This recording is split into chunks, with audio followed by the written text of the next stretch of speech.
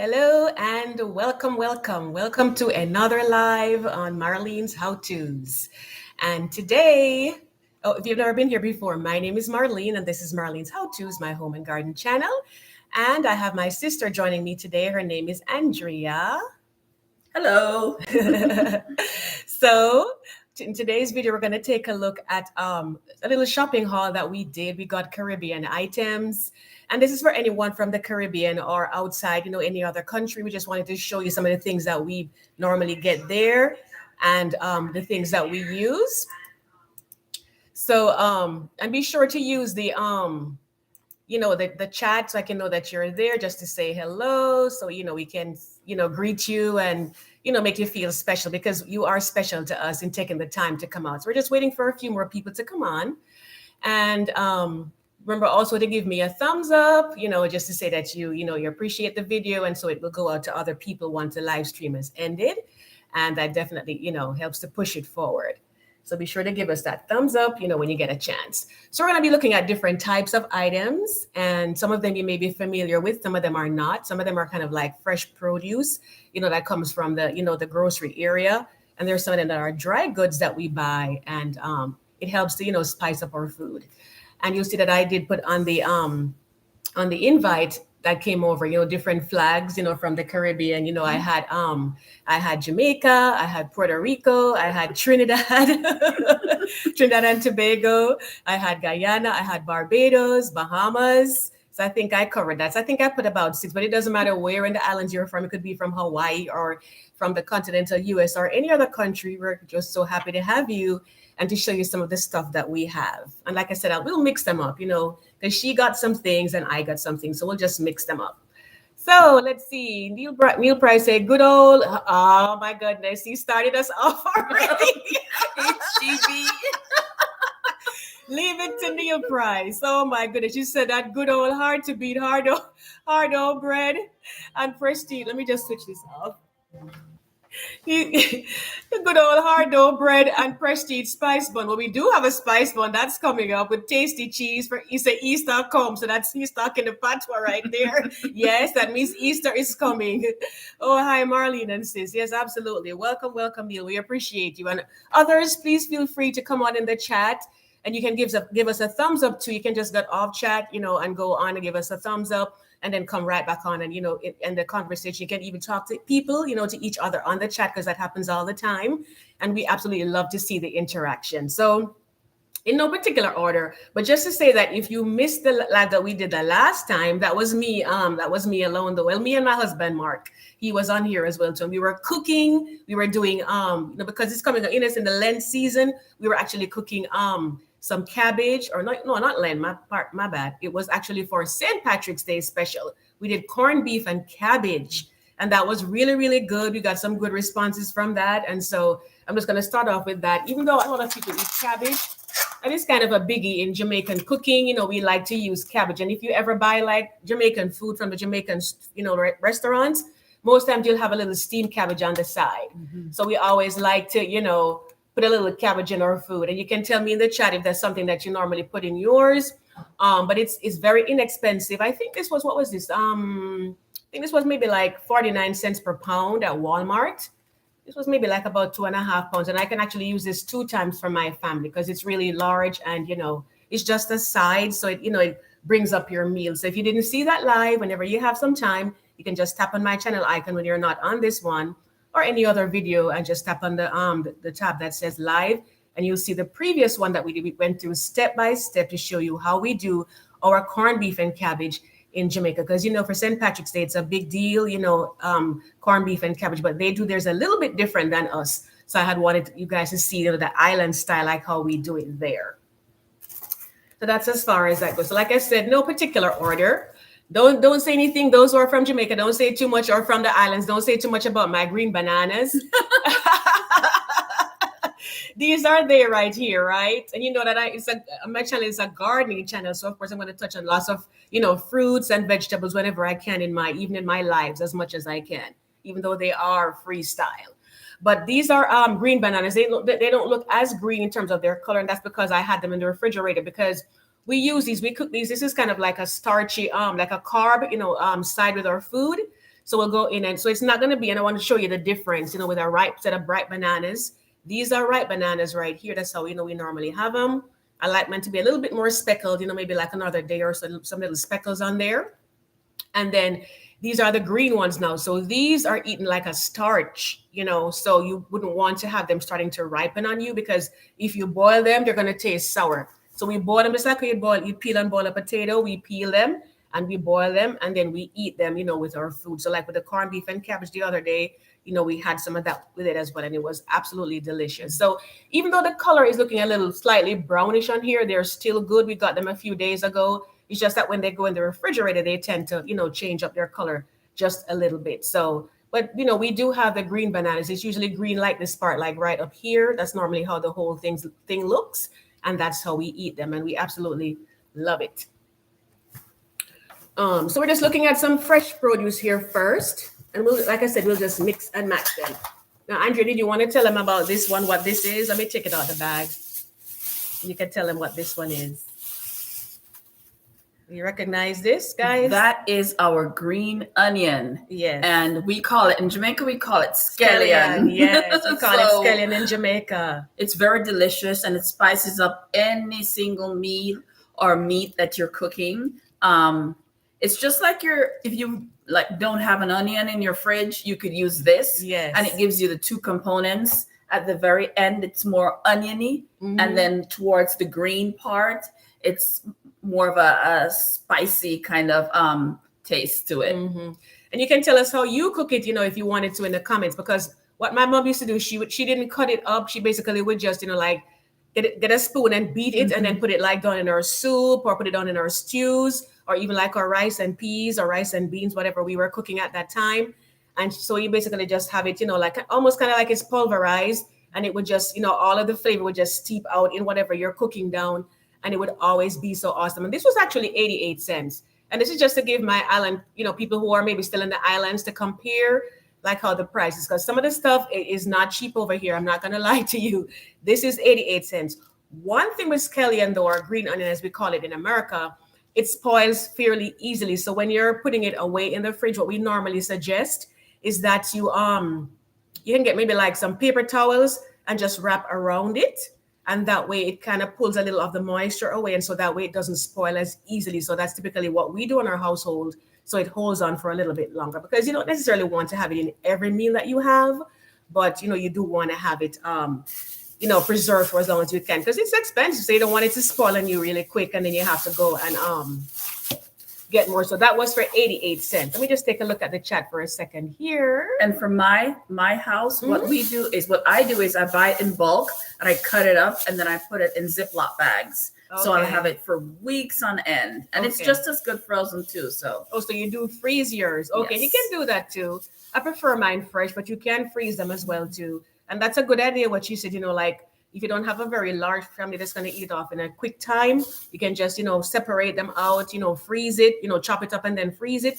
And you can have it, for use whenever you're ready. So whichever way. But like I said, putting a little paper towel in there, it definitely goes a long way in terms of helping you to have it preserved. So that's our green onion, or scallion as we call it right there. So this right here is typically not, like one of our Jamaican things that we have. It's just basically that we have to make do with this. And this is actually just lemons. We got some of these when we were shopping recently as well too. And these were 49 cents a piece. And if you're trying to calculate the price, I would say, because right now the Jamaican, it's 1,500 Jamaican dollars to $1 US. So you can do the conversion and see like how much it would cost if you had to, buy one of these down there. So typically what we use limes. Limes are more tropical than lemons. So you'll more tend to see, like Jamaicans cooking with limes in Jamaica. But when we come over here, sometimes they're not in season. So we have to go with a lemon. And we like to put these on, lemonade and drinks that we make. And if we're, like cooking fish, sometimes you want to have this off to the side. So kind of like, it cuts some of the rawness when you're having your meal. So, and this is very good for you too, in terms of making hot lemon tea. That is kind of like a staple in my house, because like you're feeling a little like you're going to be going under the weather a little bit. We normally just, cut one, squeeze some juice in the boiling water, drop maybe a slice inside there and just let it boil. And then after it boils, and you just let it, cool a little bit, and then you have it. I don't put any sugar or any honey in mine. Some people, they like to put a little honey in there, which, it kind of helps you a little bit, but I just want it without any sweetener. And that's how I have mine. And I tell you the truth, it really, really helps me. It absolutely does. So lemons, but like I said, limes are what we normally have. But if they're not in season, we can't get them. So we kind of have to use what we can get. All right. So let's take a look at the chat and see what's going on over here. I want to make sure I didn't leave anyone out. So we have Neil Chin. Hello, Neil. He says, good evening, everyone. Was just, well, you said just enough news. I'm not following right there, Neil. Oh, nice foods. Oh, okay. Gotcha. And he said scallion, because we're just talking about the green onion that we call scallion in Jamaica. And so basically that's what it is. And he says, and Trinidad and Tobago. Yes, so we have Lorna's Decor. Hello, Lorna. Welcome. Today we are talking about different grocery items from Jamaica. We are looking at, and not just Jamaica, the Caribbean, all the islands, that we have a more tropical climate. So of course it supports some of the things that would not grow over here in America, or if you're watching from the UK, over in those areas. So this is another one. And I see a lot of my, my Spanish brothers and sisters using this. We call this Chocho back in Jamaica. Chocho. If anybody spell it any way different, you can let me know in the chat. See what it looks like right here. And they said that this is actually very, very good for you. Some people, they actually juice it and they drink the juice. I've never tried that before, but they say it's really good. I think it's maybe good like for blood pressure and stuff like that. But please don't quote me on that. But they say it's really good for you. And they're actually quite expensive. I don't have the price on this. I'm sorry, I cannot find my grocery price list. But this is usually over $1. In Jamaica, these are one of the most inexpensive things you can find down there. It really is, So I was really surprised when I saw, my husband said $1.50, so he remembers. And to me, I think that's kind of pricey, to be paying for one chocho. Or over here, they say, the Spanish people, they call it chayote. So I have people that I know from Puerto Rico and from Mexico and other places, and they call it chayote, but we call it chocho in Jamaica. And you basically just peel it off, and then you dice it up, and you steam it with, like maybe some carrots or some green beans. And that is typically how we enjoy it there. So you can let me know if this is something that you normally have. They say it's really good for you. And like I said, it's kind of pricey, because a lot of times when you go in some of these, like international markets, you will see that the things that are really, really good for you are the things that you have to pay so much money for. The ones that, are kind of like borderline, or not as, many of them available, they will cost less. But most times when you see you have to pay a pretty penny for it, is because either it's very hard to come by, or, it's really good for you. And my grandmother, she lived in the country area, and she had it runs on a harbor. It grows like a vine.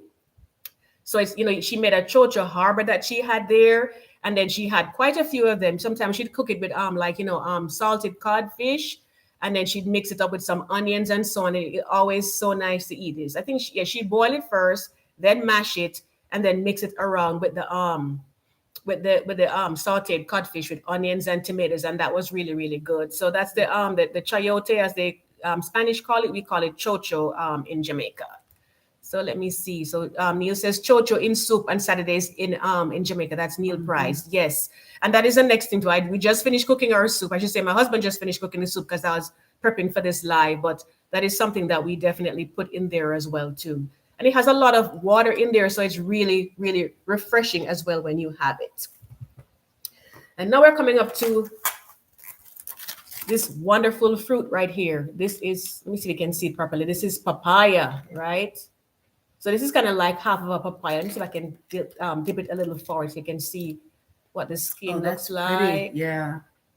So that's it right there. It has that nice, rich orange color. This is very rich in vitamins A and vitamin C and all of that. It is so refreshing. It is very good to have it like in smoothies, or just to cut it up, like in a fruit salad. It is so good, or just have it by itself, And what I have heard is that they said that the seeds that are in here, that they are very good for intestinal parasites. So like if you have like parasites, they say maybe like about 5 seeds per day, just maybe like over a 2-week period or so. And it actually helps to clean you out from those. So let's see. The price for this one was actually $1.99. So that's not bad at all. Let me see how much this one weighed. This one weighed, is it on there? I'm not seeing it.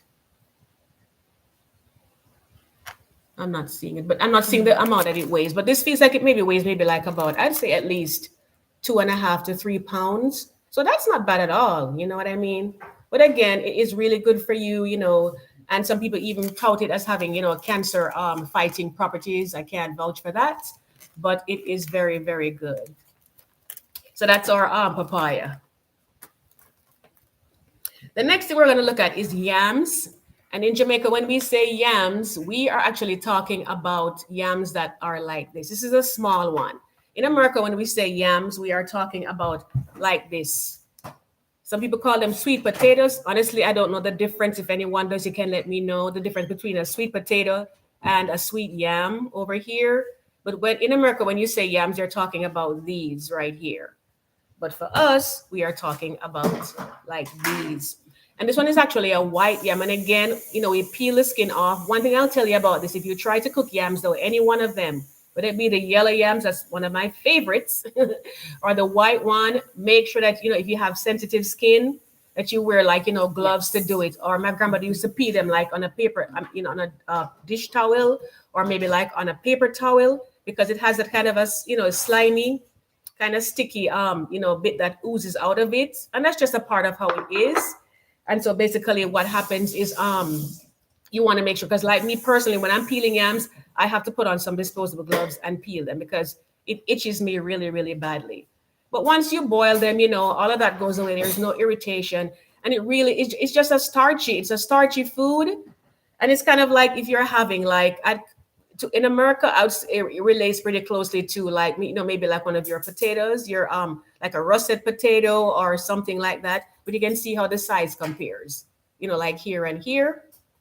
It's a lot bigger. And honestly, this one is actually a small one for us because sometimes you can have a yam that weighs up to like 100 pounds. And I'm not kidding you.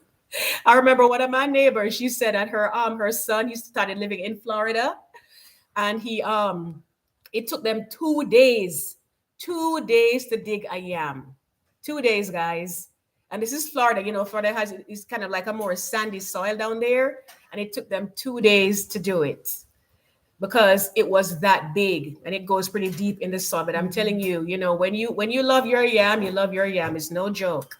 So let me take a look at the comments here. So let's see. Oh, so he says it does keep the blood pressure down. And Newton again says using escovitch, which, oh my goodness, he went to escovitch fish. I think he's talking about the chocho, though.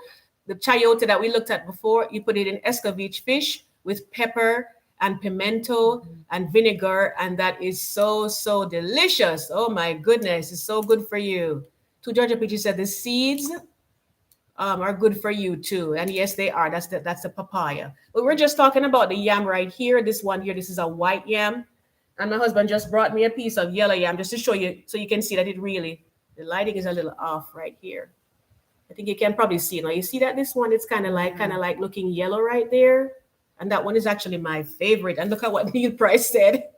Neil Price said, love the yellow yam. Yes, especially when they're nice and creamy, like, they're not, because some of them can be kind of like slightly bitterish if you go down to the toe. Because most of the yams sometimes, like this one is just one straight piece right here. But sometimes you see like a little piece coming off here and there and there. And they call that part the toe. And then you have the rest of the yam. So if you have the toe, sometimes it might be slightly bitterish, or it might not be as creamy as you'd want. Or we'd say dry. We describe it as being dry, back in Jamaica and other islands. But we know what we mean, that it's just kind of very creamy and really, really good. But when you get a really good one, and we've been very lucky, very fortunate in recent times with the yellow yams that we've been getting. And let me show you again that they have been really nice and creamy. So nice. It's kind of like our version of having a potato. Very, very good. So let's take a look at the comments here. So, Yard Boy, hello. Welcome. He says, hey, Marlene and Andrea, so proud to see you're representing the foods of the islands. My love. Yes. You hate food has to be Scotch bonnet pepper. Or foods have to have the spice. Yes. So, absolutely. Scotch bonnet pepper is for real. And I do have some. I'm going to show you them a little bit too, just to show you how the price compares. Because like I was saying, some of the prices on these things is no joke. It really, really costs a lot of money. When you compare to what it costs in the island and you check the exchange rate, it's really, really high. Because when I buy my Scotch bonnet peppers, or sometimes it may be habaneros, they tend to they get spoiled kind of easily. So I have to go in. It should be in the freezer in there somewhere, but they tend to spoil very easily. So again, Andrea, like we were saying before, what we typically do is try to put like a little paper towel inside there with it. If you're gonna keep it in the refrigerator, if you're gonna freeze it, then fine, you freeze them so that we can have it last for a longer time because they're pricey, compared to what we pay in Jamaica. And that's why this is a gardening channel when I'm not doing my lives. So I'm gonna promote growing your own. You know what? When you got your pepper, the seeds are in there as long as you didn't cook it already. I've never tried planting seeds that are frozen, so I don't know for sure. But let me just show you like this pack right here. This is frozen, right? It's in the freezer to keep it nice and fresh. And we just take one and pop it out. If you watched my video last week, sorry, Andrea, when I was cooking my cabbage and corned beef, and if you missed it, please go and catch that one, when you're done here. But we were putting some of this in there. So just to show you what it looks like. And you can see they have different colors, like this one right here. Oh, look at this one. Very hot. So that's our Scotch bonnet pepper. Sometimes they're not as hot, but people, if you get a good one, that's why I always in your gardening. You don't have to have a lot of space. You just have a little balcony, a little back porch, a little front. Well, not at the front, but little back porch, a little balcony or something. You can just get a little container, from the your Home Depot, Lowe's, or Tractor Supply. One of those places you could get your container, put some soil in there, and just plant some peppers and tomatoes too. So that's what this one looks like here. This almost looks like Jamaica right here. The yellow and the green and the black at the top. That's our colors right there, right? Mm-hmm. And of course, we have the different ones. Usually they're either orange, anywhere tending from orange over onto green. See this one right here? And the seed is the part that actually has most of the heat in it. Yeah. So if you're not somebody that likes a lot of heat, when you're cooking with these, you want to make sure you use the skin only and don't put the seeds in here. When we're cooking sometimes like rice and peas or maybe like soup, we'll just drop a whole one in there and they always say, make sure the pepper don't burst. So you can have it cooking in there for a while, but don't let the pepper burst because the pepper bursts and the seeds start to come out. It might be too hot for you to enjoy your food. Like if it's maybe like rice and peas, you can just scoop out that area and put it off to the side. But if it's in your pot of soup, your whole pot of soup is going to be burning hot. So that's if it boils and it pops open. So this pack right here with these was for $3.99. $3.99. So that's what this was right there. And like I said, those are all over the place growing up in Jamaica. So it's kind of like when you see that it costs that amount, you're kind of like, wow, that's kind of a lot for peppers. But if we want it, we're going to buy it, right? All right, Andrew, you want to tell them about what this is? Oh, that's the plantain. And depending on where you're from, it can be plantain, plantino, and or plantain.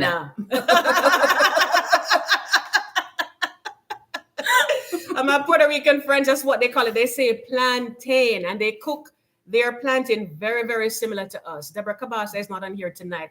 Quite often she's on my live. She's from Puerto Rico, and she cooks it too. Because of course, most people know the ripe plantains. They're really sweet and sticky. When they get Jamaican food, but we have these too. But most of the times, if somebody's cooking this for you, that they're definitely from the islands for sure. So how do you cook yours? Yeah, tell them how you cook yours. Well, of course I peel it first. And when we were kids, our grandmother taught us how to peel bananas and plantains when they're green. So she would tell us to just slice it a little bit on the side, under the running water. You just gently peel it apart. Yeah. So for me, when I peel it, I cut it in like 3 chunks, boil it. And then when that's boiled, I'll kind of smush it a little bit, just a little bit, and then I'll fry it. And so that's how I enjoy my plantain. That is very interesting because we don't boil ours at all. We just fry it. We just my husband is an expert in cooking that. My mom was, and then he took that over when she came to visit once, and he was there watching her, and then he basically started to do it like how she did it, which basically she fries it. Well, she peels it first, which is what he does, cuts it in half, and then slices it. She usually does hers. She slices hers this way twice, but he does his 3 times, and then you fry it in some oil, and then you press it. You take it out and you press it. You can do it between 2 paper towels, between 2 clean tea towels, or whatever else you may want to use. And then after you press it out, you put it back and you fry it again. And then you sprinkle some salt on there, and it is so, so delicious. Let me just lean this down just a little bit more. All right. So this is it right here, guys. This is our plantain. This is a green one, but again, you're probably more used to the ripe ones, Right. but nevertheless, we absolutely love our plantain. So let me take a look at the comments here. So let's see. Oh, he said, you said, Neil Chin says, yes, we also roast yam as well. And he says, yes, yard boy, right. pepper is a must. Yeah. So we have to have pepper in there. No, no joke. And Neil, as his wife here, is saying that Aneta says when buying yam, choose from the middle. Yes. And that's what we always say, because they call, like, I'm sorry, I don't have a really big one to show you because we edit all. As you can see, I have the cooked yam right here. So sorry, guys, we were eating, that one right there. If you can see it, right there. So we already ate the yellow yam, but typically what happens is you have like the toe part coming off, which is the tip of it, the end, and then you have the part at the top that they call the yam head, which can be a little seedy, kind of a little grainy sometimes. So when it's a really large yam, you want to try to get from the middle, so that way, you have a really, really good one with you. So I'm just looking at the comments here, so I may go back a little bit. You may see me, going back a little bit in terms of what we're talking about. So Neil Chin says, yes, the toe and the bottom is like Chocho. You kind of more, has more fluid, more water in there. You kind of want it to be more creamy, so that's why. And he says, you had a pepper burst experience before. Yes, and that is no joke, especially if it's something like your pot of soup. The whole soup is gone. It's just like, oh my goodness, what am I gonna do now? All you can do is just have something that's cooling to eat, and then you'll be good to go. Some people like, they'll have like milk.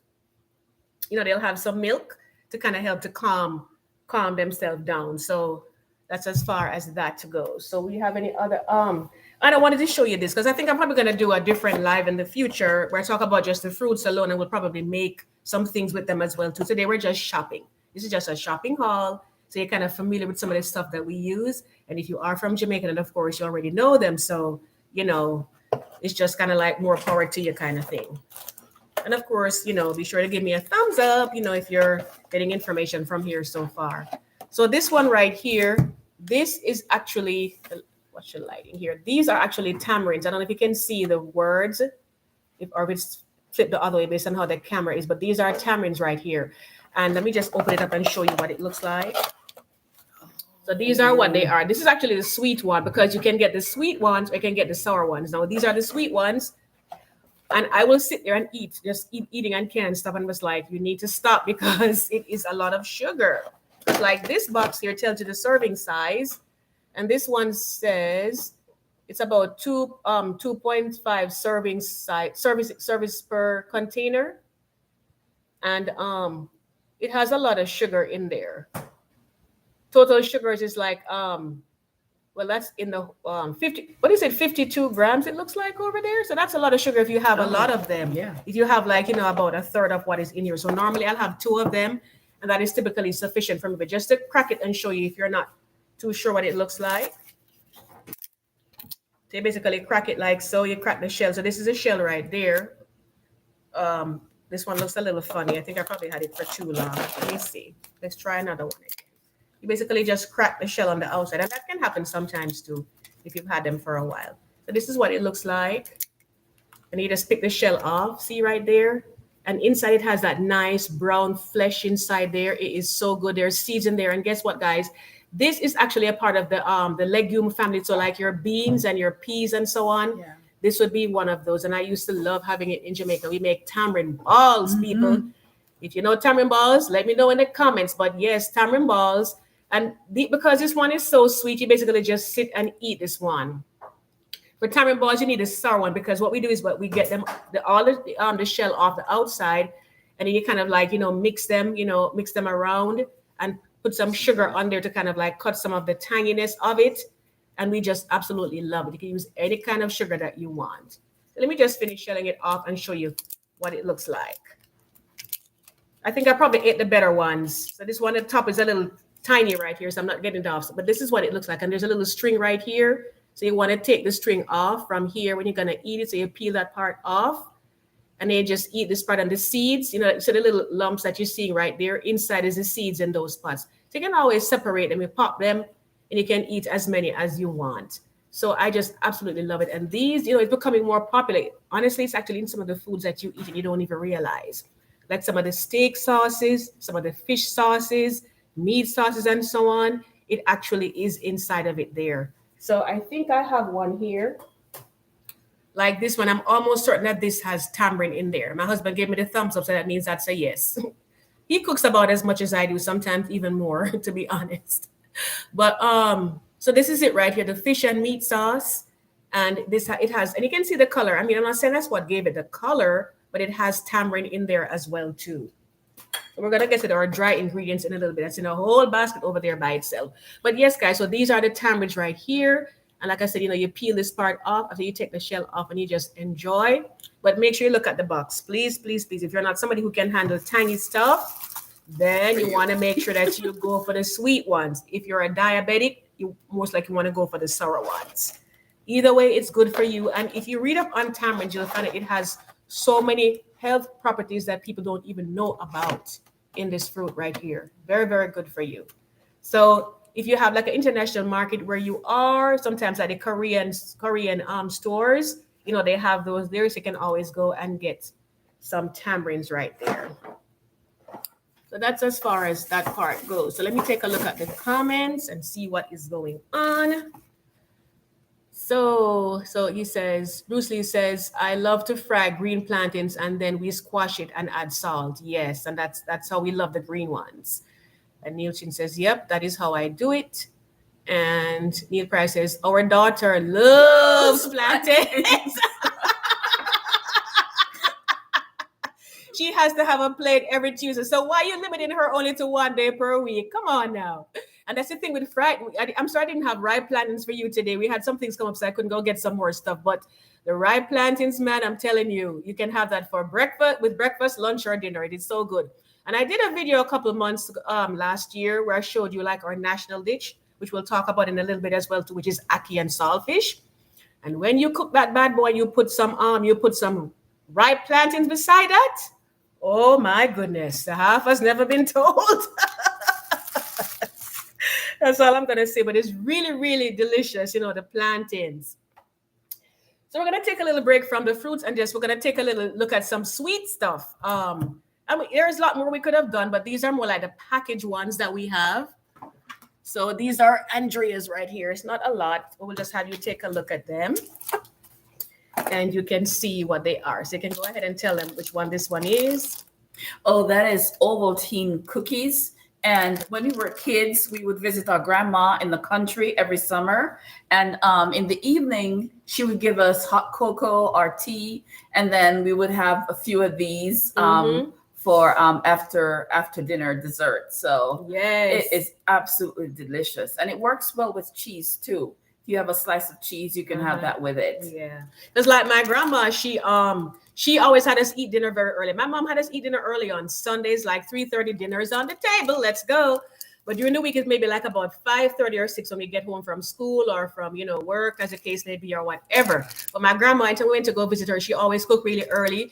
So the plus side to eating dinner early is that you also get dessert or supper, as she would call it. So something like this right here, that was something that we would definitely have. So Andrea, thank you for showing them that. And there's 2 other cookies that we have there. Well, if you don't mind, I want to go with this one. This is a favorite. Oh my goodness, she already knows. Every single person who went to elementary school in Jamaica. Yes.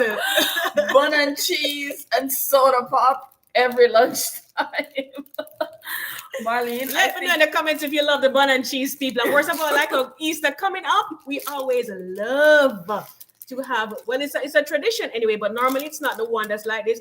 She bought a longer one. The ones that long like this. Listen, we already been in that. I'm just saying, but this one is a smaller one. So because it's small, I said, let me leave it alone. But for Easter, you may have these, but like you said, normally like at lunchtime at school, we'll buy these with cheese and you slice it right along here and you put your cheese in there, like tasty cheese. And you have that Neil Price. I mentioned that earlier in the chat as well too. So you basically go and you have it that way. But the slice one, I'm sorry, I don't have one for you guys. But like I said, something came up, so we didn't get to go and get some more stuff today. But just stretch your imagination. It's kind of like a loaf of bread, but a little bit smaller. And it's just like this. It's sweet. And it is full of all kind of, like candied fruits, like cherries, raisins, mixed peel. All of those things are in the one that we have for Easter. These ones just usually have raisin alone, and that's good enough for us. We're good with it. We still love it, But the Easter ones, you always have a ton of fruits in there, like cheese. Like I said, cherries, raisins, mixed peel, all of that. Oh, let me see it. I see Lorna saying something here. Let me see. That's right. Neil Chin says, where is the cheese? Hi, Mondel. Mondel is here from Johnson Home Decor. Welcome, welcome, welcome. So Neil Price says, Easter are come. Absolutely. Easter is coming. That's what we mean from our American friends. It's coming. It's on the way. So, we definitely will have our bun. If you can't get the, like the full-size bun, we're going to at least have this one to eat. And Lorna says, yes, Neil Price says, the cheese, we have to have the cheese like what Oliver normally says in his thing going on. But Lorna says, yes, she loves bun and cheese. And some people have bun and butter too. And sometimes it could just be a matter of funds. If you weren't able to get some cheese, and you kind of like just need to do a quick thing, bun and butter. It's still good, but we normally have what they call like anchor butter down there. And we still have anchor butter in Jamaica. I didn't check the last time I went. But that is a really, really nice, delicious butter that we have. And you slice it and put it on there. Good to go. So Neil says Maxfield Baker Christmas tree buns. Yes, there's so many different types. You have Maxfield, you have HTB. People have different preferences. Some people like when they're kind of like more chewy, kind of like, stretchy. I prefer mine a little bit, not as stretchy as that. So it just depends. I think HTB may be my favorite, but don't quote me on that. But either way, listen, as I say, we don't cater, right? Bring it and we will have it. Okay? So that is for our bun and cheese. And then this one here, now this is another one here that we have. You want to tell them about this one? Sure. So I like them. It's in the same vein as the Ovaltine cookies, but it has more of a gingery taste. Yeah, let me bring it closer. Yeah. So right there. So and if you're having tea, you don't need to put sugar in it. You just have a nice cup of tea, green tea, and then you pop some of those. And it's also good for if you're having like stomach issues. Like for me, I get nauseous quite a bit. I'll have one or two of those with a cup of tea with no sugar, because that covers the sugar quite a bit. Yeah, but I love these too, but it's not something that you have like at the get-go because it has a strong ginger flavor in there, which is really good for you. So like she said, if your stomach is upset because you're having nausea, or something like that, this is good. And since we are talking about it, I have ginger here somewhere. Is it over to the side there? No. I had some ginger in a little wrapper there. But anyway, they use a ginger root and they, kind of extract the juice and they put it in here, and they bake it. So that's really good for you. And this is a favorite of mine right here. Anybody love this? Let me know. Shirley biscuit. Shirley. I'm telling you, I love this. This is like my little treat sometimes because I know it have a lot of sugar in it. It's like, I'll just drink some water and wash it down. So you guys can tell me if you love Shirley biscuit. It's okay, dear. We can't find the ginger. It's all right. We're not probably going to find everything. But yeah, so the Shirley biscuits, I love them. So so Neil Chin says, yes, he loved the ginger, the ginger cookies. Mondale from Johnson Home Decor says, yes, she loved ginger cookies too. Bruce Lee says, good for the stomach. Yeah. And Lorna says, I do. So I think most of us, that we actually love to have us some Shirley biscuits. So he did find the ginger root. So let's go back again regarding the ginger cookies. I think most people will be watching this to be familiar with ginger, but if you're not, just to show you what they look like. And I had showed you this in my recent video. I talked about iris flowers because this is a ginger root. It's a type of root. It's called a rhizome, which is similar to the ones in the iris flowers. But this is what the ginger root looks like. And you can use it to make drinks and make ginger beer with it sometimes. Sometimes you can just shred them out. They even have candied ginger. You can get candied ginger sometimes at some of the health food stores or, like some of the whole food stores as well. So that's a ginger root. So that's what they get the juice from, and they use it to bake the ginger cookies.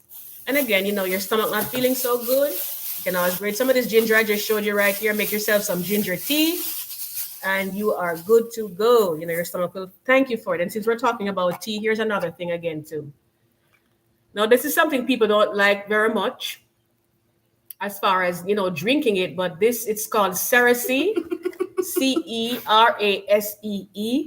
and it's bitter. But guess what, guys? It purges, it helps to purge your blood. So it's just a little packets in here.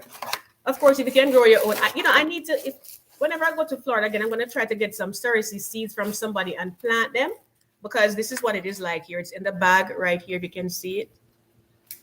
To kind of like cover it on a little bit from the light, but that's what they are. You know, just a typical bag that they put in there. And in Jamaica, it grows so But easy. in Jamaica, it's just a vine that I mean, because it's something that is, you could grow that one in a desert almost, because you don't have to care much for Cerasee, and it will come anyway. And they have some little pods on them that they look kind of like, I'm not seeing one on here. I thought they would have had one on the box, but a little pod, it almost looks like a kind of like a squash, but it kind of has a rough exterior. And that has some sweet seeds in there. So sometimes that will be, running around and stuff. You may see one growing somewhere, and it has a little pods that turn orange when they're ripe. The seeds inside are red, and they're so sweet. You'd never believe that came from the Cerasee, because the Cerasee is very bitter. And a practice that we used to have years ago growing up in Jamaica and some of the other, because Mandela is from Guyana. But a practice that we would have is like when it was time to go back to school, you had to get a purge, which is actually a good thing for your body. Now they call it a cleanse. That's a modern day term. It's a cleanse. But when we were growing up back then, you kind of had to have a purge before you went back to school. And sometimes this is what you would have. You'd have it in the morning, no food yet, and you have it, and just, clear yourself out, and then this is good to go. So Cerasee, guys, you can always check it out. It is really good to help to clean up your blood. And I'm not a doctor, but these are, things that are documented, and most people know quite a bit about that. So Neil Price says Aneta has a pack of Shirley Bixits in the pantry as we speak. Yes, that's, it's kind of like a good go-to. Sometimes even like you may just keep one in your car if it's not like hot weather time.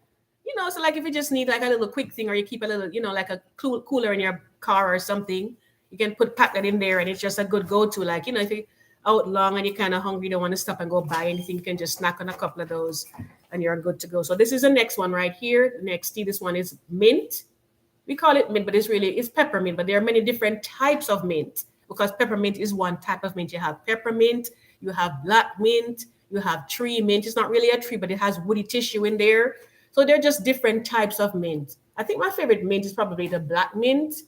When you look at the plant, it's a little woody, but it's very narrow. And, it's the stem of it is very, very black. Well, not black, but it's a very, very deep shade of brown. So that's why they call it black mint, because, the little stem part in there is black, and it is so flavorful. You almost think you're having candy sometimes when you have black mint. But the peppermint is good for you too, So, again, we have to get it here. But because, the growing season is coming up, we're going to plant them. Because I plant them too. I plant peppermint, and I plant, different herbs, rosemary, thyme, and all of that. And I have previous videos. You can always, check out my channel, because you're not going to push my gardening stuff, of course, because my regular videos are about gardening. So that's as far as that part goes. And my husband did bring this over just to show you. We didn't get any guava, but this is like the extract from guava. This is the brand, right? You can get these at the international market. This is kind of like a preserve, and it has a nice flavor. I know like Cubans that they like to have guava and cream cheese in a pastry, and it is really, really good. So this is what the guava looks like. The whole one is like this one right here. When you cut it, it looks like this. And some of them, they call them red gut because it's pink on the inside. And there's some of them, they call it white gut because it looks kind of like a cream color on the inside.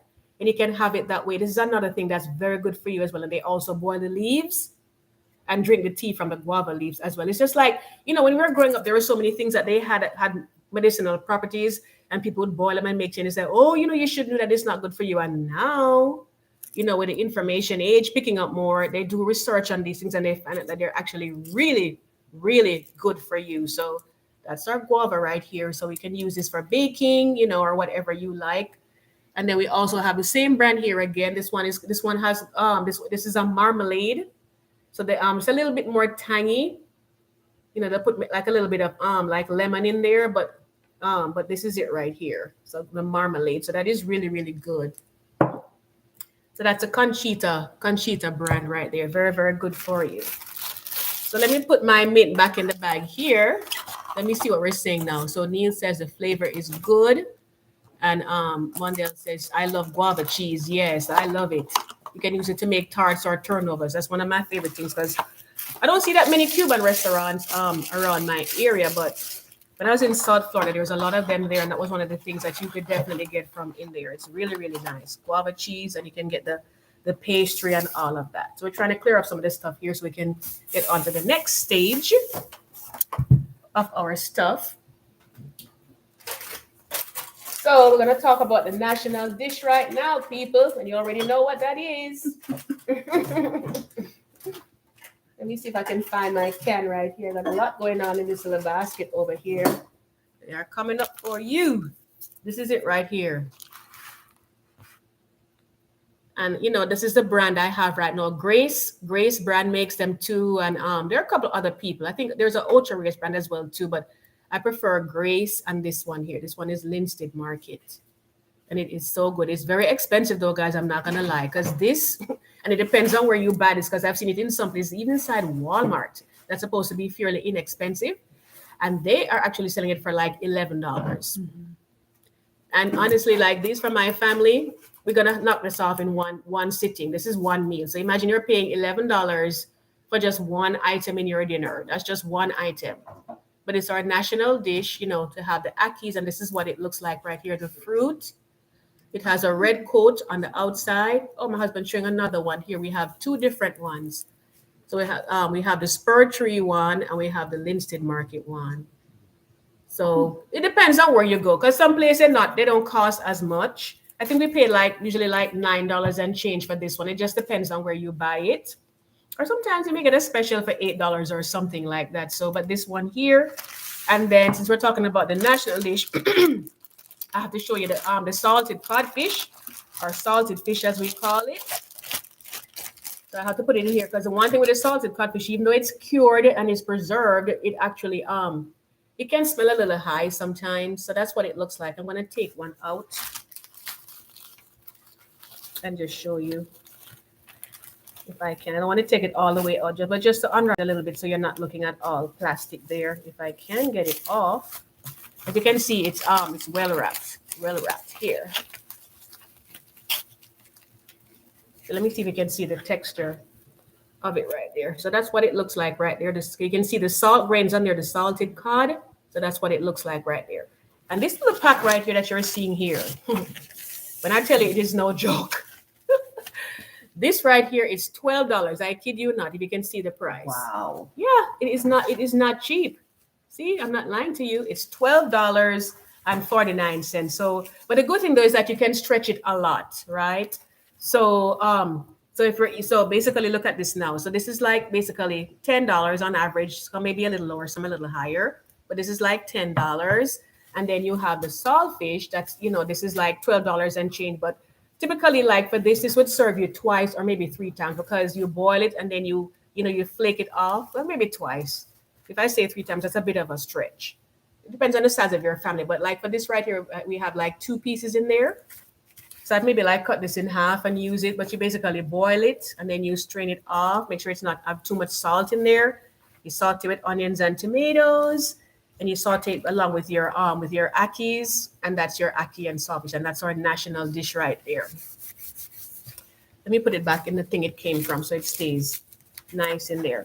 But sometime in the summer, maybe near to our Jamaica independence, we may cook ackee and saltfish for you and all the other fixings that go with that. Just so you can see exactly how we do it. Needless to say that if you're in Jamaica, you have the one straight from the tree, so no worries right there.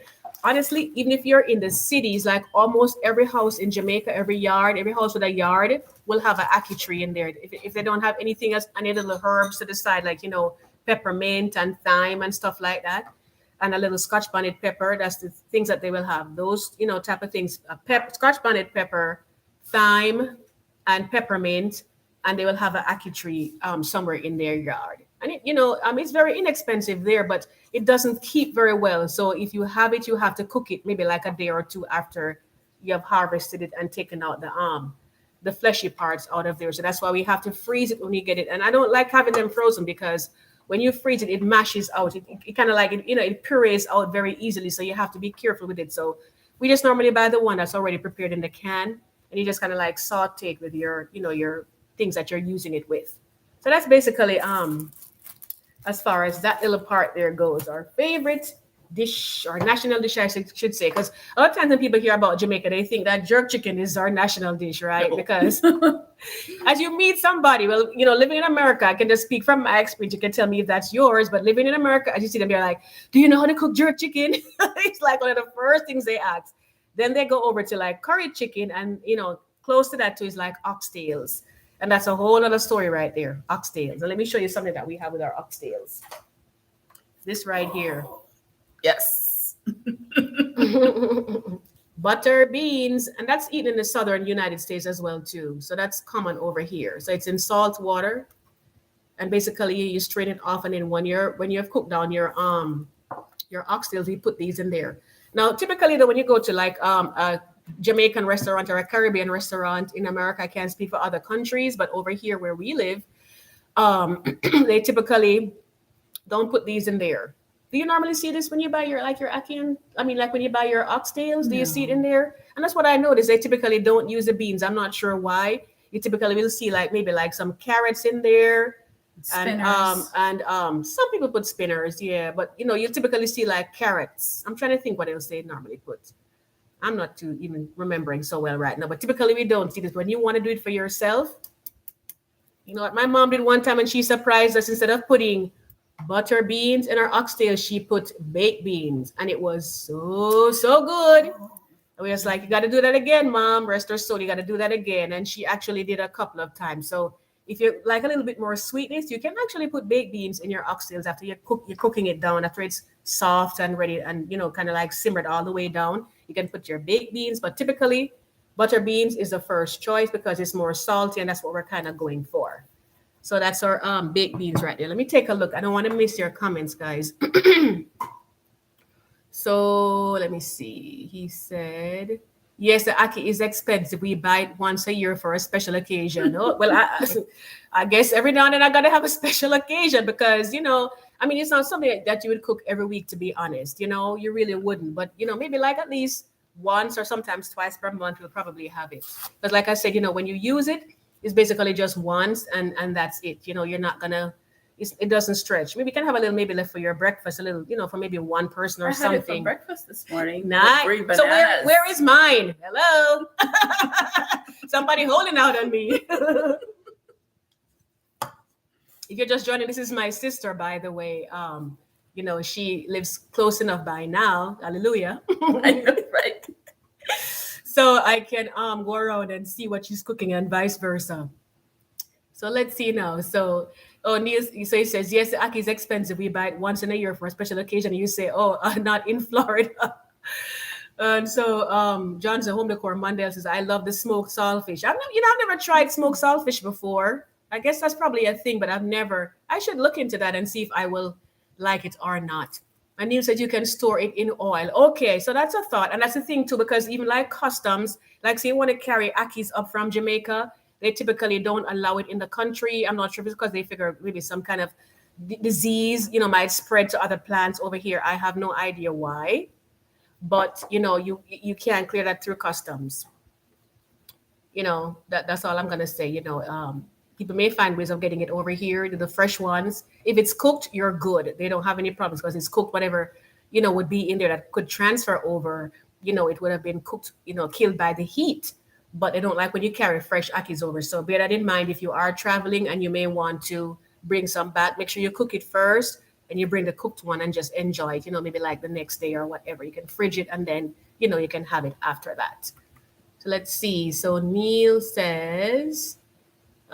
Neil Price says, "That's so true. Jerk is all they know about us food wise." Yeah, sometimes a lot of people know oxtails, and it depends on who you're around. They may know a little bit more or less, and sometimes it's just the jobs like the workplace.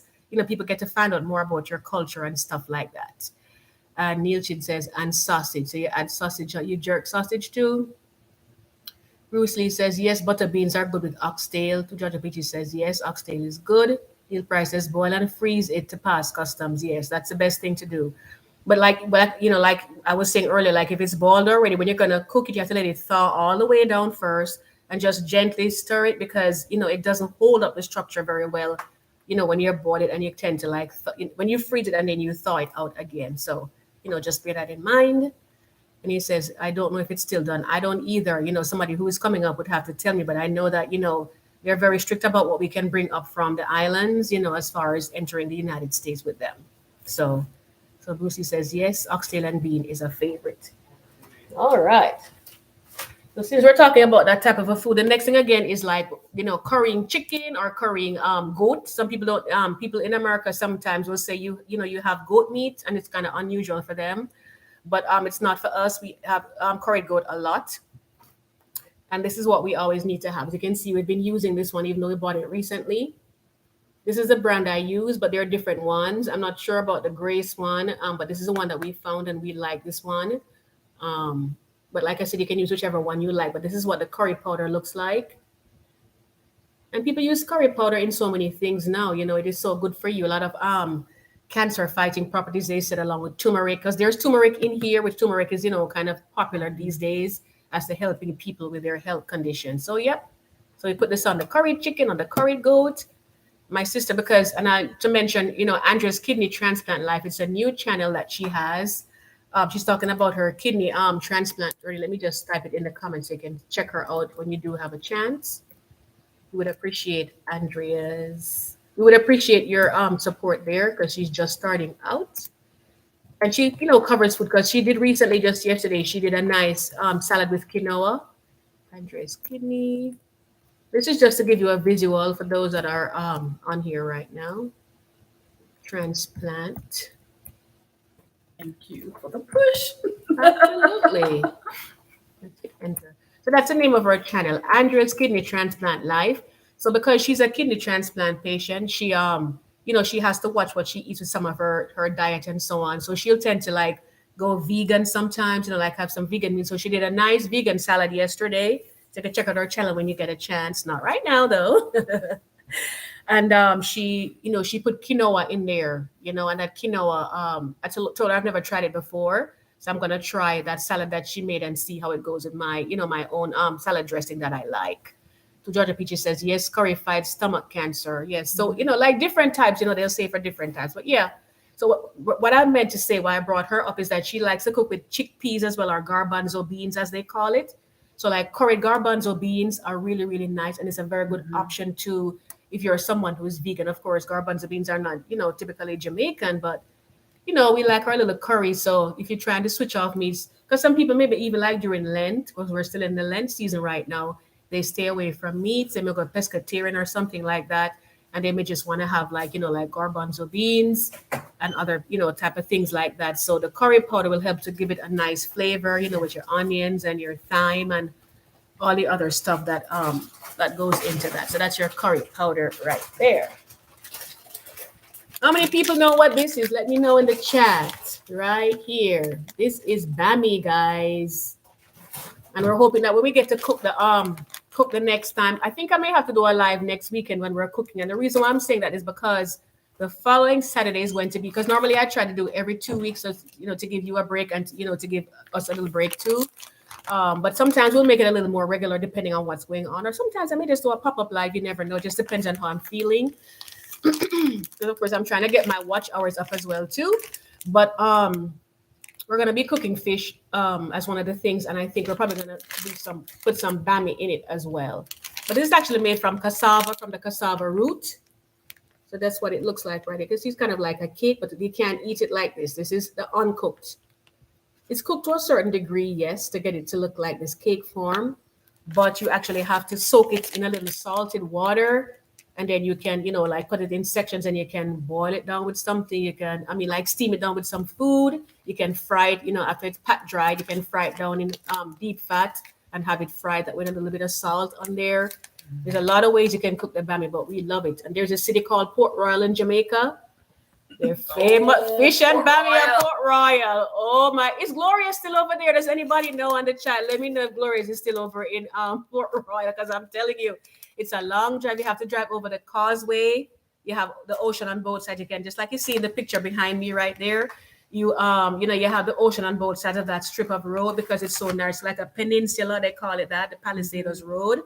And you'd have to drive over that and get over to Port Royal, and we have Gloria's, and they have that really, really nice fried fish or steamed fish. Any way you want it, they cook it for you. I'm almost certain that it was over Port Royal. Somebody correct me if I'm wrong. Because I know they have them over in Portmore too. It's a lot of fish places. No, you're right. Because I think it's near the Royal Yacht Club. Over there. Over there, yeah. Okay. I'm just trying to remember because it's so long since I haven't been to that side. And when I go there, I get to I have it somewhere else. But yeah, but your bami goes really well with your fish. So it's really, really delicious. So we'll try to show you how to cook that in the next one. So like I said, most likely next week, if my husband is available to do it, then we will definitely do that. Because for the Easter weekend, I don't want people to, get a break and just be more concentrating on the whole Easter and, the meaning of Easter, because that's very important to me. And I know to many of you watching here as well. So we'll probably try for next week and give you that week free on the on that weekend. So over here now we have some peas, and these are, we call these gungo peas in Jamaica. You can have it green or you can have it the dried one. I like the dried one.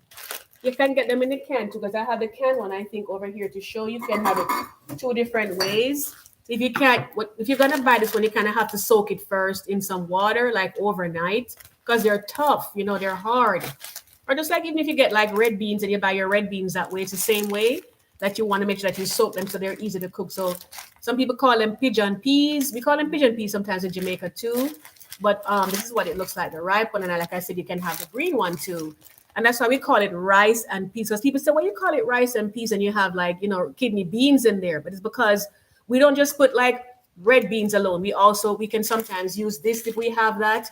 You may put cowpeas in there. We may put like sometimes I even see people put like even broad beans, and like the dried broad beans. If that's what they have, that's what they're gonna use. So we call it rice and peas because it's not restricted to kidney beans. It's just used more oftenly that way. But most of us, like especially like at Christmas time, most likely this is how we're going to prepare it because it's in season a lot at that time. If you're just getting the fresh ones, are the ones that were recently dried at that time of the year. So we'll get a lot of pigeon peas. And so this is the canned one right here. This is actually more in the Spanish area because they have it too. As you can see, the Spanish name is up there. So they have them. And that's what it looks like. And it's hard for me to find a brand apart from this one. You can let me know if there are other brands out there if you like. Regarding pigeon peas, but this is typically the one that we find, and it's usually in the international aisle, like in Walmart and places like that. And since we are talking about that, I don't have any fresh coconut for you guys. I didn't buy it because guess what? It was kind of expensive. It was like $3.58 for a coconut. It was like about almost the size of this little potato right here. I'm just like, I'm not gonna be paying that. And sometimes you buy them and you crack it open and it's spoiled. Depends on how long they had it for. So it's kind of hit or miss. I mean, you can always take it back to the store and they'll refund your money or till you try another one again. But sometimes it's a hassle for the price. So if they have specials, I'll try. But if they don't, this is my go-to right here. So when we're cooking our rice and peas or rice and beans, as you call it sometimes, you want to have your coconut milk to put in there as well. And I use this brand sometimes. Sometimes I'll get Grace. There are different ones, but this one is inexpensive. And this one is a light one. So it's not like a heavy cream that's going in your thing. So it's kind of liquidy. You shake it, you can hear that it's kind of liquidy in there. And that's what we want. Because some of them can be really heavy. It's like, is this butter? It just look like fat. It's really thick. But this one, the light one, that's the one I like, because it's, it's liquidy. So it's easier to handle. I mean, of course, if you use the other one, it will dissolve, once your pot gets hot, but nevertheless. So let me see what they're saying up here now. I see some laughter over here. So Lorna says, I love to fry it. So you fry your bami. Okay. And then Neil Price says, yes, Gloria still exists. Okay. So next time I go to Jamaica, we're going to have to go over there. And it's a nice little ride to go over to Port Antonio. So anybody watching who's never been to Jamaica before, that could be a stop for you. Of course, go with a tour guide, of course. That's a package that's offered, but it's very nice over there. And Port Royal, you may have heard about like Henry Morgan, the great pirate, centuries ago. Port Royal was one of the most famous cities in the world at that time. Those of you who watch Pirates of the Caribbean, then that's where it is actually based in Port Royal. And what happened is, a lot of stuff went on over there. And we had a really bad earthquake, I think in 1700 and something. And a lot of the land got lost because the shape of Jamaica that you see now is not the way it used to be shaped before the 1700s. It was actually shaped more like this, almost like the yam I held up a while ago. And then after the earthquake, a lot of the land went away. And we still have places that, but when you go over there, that was an area where they would be like looking out. You see like the older cannons over there, those are still a thing, where they would look out and fire cannons for ships that are coming over. So all those things. So it's a nice little place. It was like they fixed it up really nice for tourists and so on. And the Giddy House. We had the Giddy House because of the earthquake that happened over there. This little room that they had is kind of like tilted like that. And I think it's probably mind over matter because whenever we went in the Giddy house, all of a sudden you started to feel kind of dizzy. I'm just like, I don't know why I shouldn't, because it's just like it's slanted like this. But you go in there just like, now I feel, and it's on the heading towards the ocean too, or the sea, because we have the Caribbean Sea in the Caribbean, not the ocean. But yeah, so that's as far as that part goes. So let me see now. So he says Jolly's is in Portmore. Yes, I've been to Jolly's too, and when they arrange that food, even them and Glorious too, when they get that platter of fish and the food on there, and they put the melon and they put the tomato and the bell peppers. Man, the thing is so pretty. It's like, should I really eat this? But of course, because it smells so good, you are going to have it to eat. But they dress up the plate so nice and it just looks so good. So, definitely. But again, when you're traveling in Jamaica to certain parts, you want to make sure you have a tour guide going along with you, somebody who knows the area, and that you're good to go with that. So he says gungo peas traditionally used in rice and peas at Christmas time. Yes.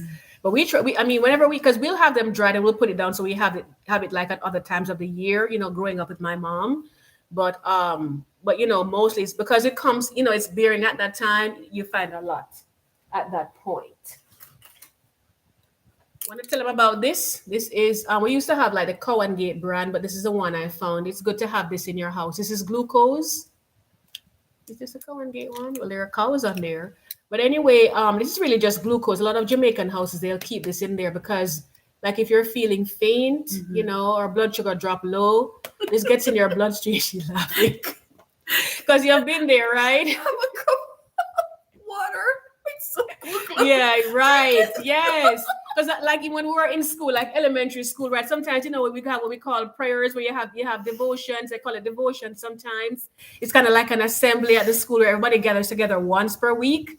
And you had to stand up for the whole time. And there are some kids who maybe they didn't have breakfast for whatever reason. Or some people, they have fainting spells. And if they fainted, then they have to mix out some water and give to them. And they'll put this in there, some glucose. They put that in there. It didn't happen very often, but I remember maybe at least twice that I saw that happen. It was like, wow, they just fell out just like that. So, but even have kids who are in athletics, like they play soccer and those sports, and they have them running all the time, and this is not very sweet either because I've tried it a couple of times and it's not that sweet, but it gets into your bloodstream immediately and it helps to bring your blood sugar level up. So it kind of help you to feel better, So glucose, we normally try to have one of these in our house. Let me take a look at the chat here again. Bruce says he's getting hungry. Me too. I'm not gonna lie. Neil Price says I had oxtail for lunch. So good. No, don't do that. Don't do that. Marie, come get your husband. You're trying to make us feel bad over here. It's good though. Thank you for sharing that. I appreciate it because now I'm gonna go get me some so we can have it to cook in the next couple of days. So Neil Chin said dry coconut is good for cooking. Yes, when you have the dry coconut, but it's just so expensive sometimes, and sometimes it's spoiled. A good option though might be to, a few days before you're gonna use it, crack it open and just make sure that it's good and you can keep it in your fridge, maybe like for about 2 days or so, because of all the fat in there, it tends to spoil very easily. So you kind of want to make sure that, that you are keeping it fresh. And that way, ahead of time, that this coconut is good, so I don't have to worry about it. In 2 days, I'll be using it, so I don't have to worry. You can grate it and freeze it too, but I find that when you freeze them, it doesn't have that same, I don't know.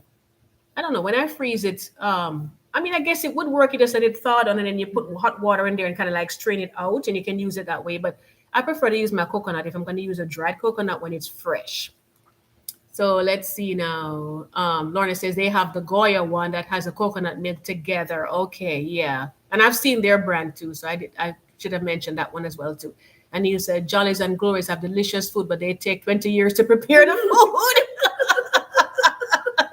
But you know what? Like you have a good doctor sometimes. Like you're there and you're there witness, like, am I ever gonna see this doctor today? Right?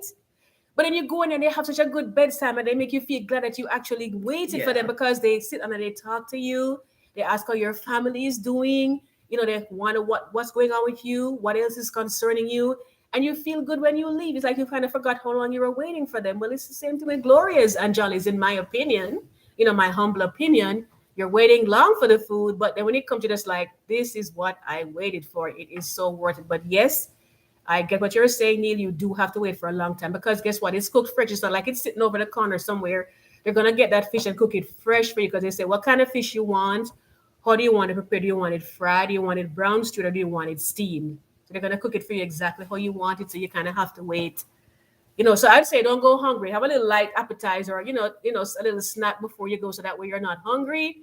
So you're able to wait and you can just chill and relax. And the nice little rustic settings that they have over there, so you can just chill and you'll be okay waiting for your food. So let's see. So two Georgia Peaches says glucose is good for babies when they. Yes, that's true. I remember my mom giving it to some of my Of course, I wouldn't remember for myself, but like for my younger siblings, she would give them She put glucose sometimes for them too. Yeah.